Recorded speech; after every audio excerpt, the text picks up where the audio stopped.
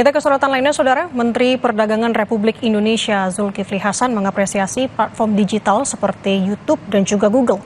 Apresiasi ini diberikan karena YouTube dan Google telah berperan meningkatkan ekonomi digital di Indonesia. Seiring perkembangan zaman, ekonomi sektor digital di Indonesia terus berkembang. Menteri Perdagangan Republik Indonesia Zulkifli Hasan mengatakan, sinergitas antara platform digital dan UMKM diharapkan mampu meningkatkan ekonomi masyarakat.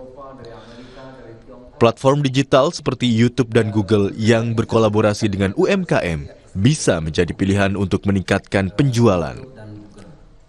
Dengan pemasaran melalui platform digital, produk UMKM bisa lebih dikenal.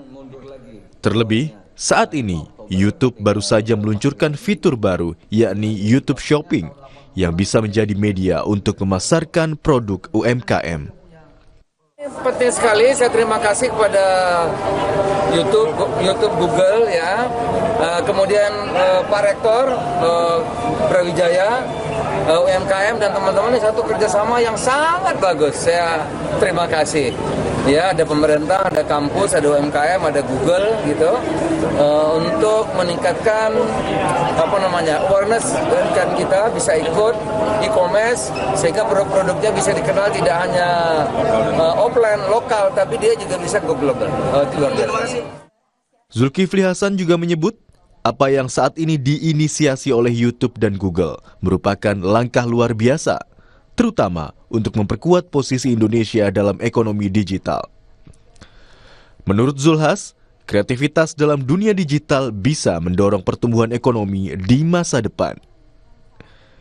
Dedi Prasetyo, Kompas TV, Malang, Jawa Timur. Majelis Permusyawaratan Rakyat resmi mencabut nama Presiden kedua RI Soeharto dalam ketetapan atau TAP MPR tentang perintah menyelenggarakan pemerintahan bebas KKN. MPR mencabut nama Soeharto dari pasal 4 TAP MPR itu, tetapi status hukum TAP disebut masih berlaku. Ketua MPR Bambang Susatyo menyebut pencabutan nama Soeharto sesuai dengan surat yang disampaikan Partai Golkar pada 18 September lalu.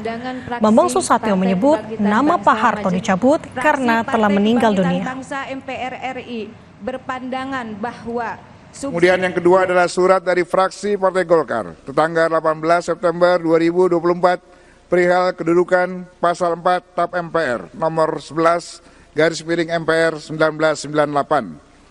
Berdasarkan putusan rapat gabungan pimpinan MPR dengan pimpinan fraksi dan kelompok DPD tanggal 23 September yang lalu, pimpinan MPR sepakat untuk menjawab surat tersebut sesuai dengan etika dan peraturan perundang-undangan yang berlaku, di mana status hukum TAP MPR nomor 11 1998 tersebut dinyatakan masih berlaku oleh TAP MPR nomor 1 R 2003.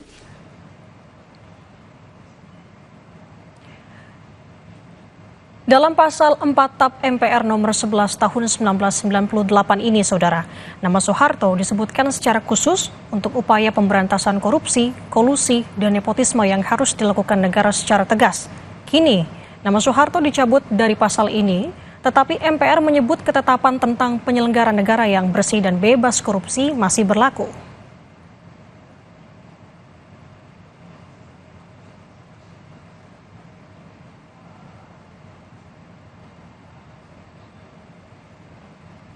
Tetap bersama kami untuk informasi penting dan menarik lainnya, Saudara. Usai jeda.